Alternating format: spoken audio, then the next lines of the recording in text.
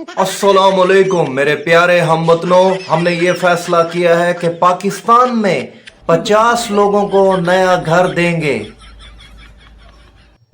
50 लोग? सर हम तो 25 करोड़ हैं। सर ये 50 लोग कौन होंगे? जी बिल्कुल मेरिट पर होंगे और सारा ट्रांसपेरेंट सिस्टम होगा। सर फिर तो वही लोग होंगे जो हमेशा होते हैं। सर अप्लाई कैसे करें? बहुत आसान है। 20 साइन करवाएं, ऑफिस के 10 चक्कर लगाएं और फिर इंतजार करें। और आखिर में बेटर लक और नेक्स्ट टाइम। सर सच बताएं, ये 50 घर किसको मिलेंगे?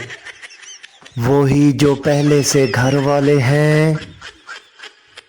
हमें घर नहीं चाहिए, हमें आटा बिजली पेट्रोल सस्ता कर दो।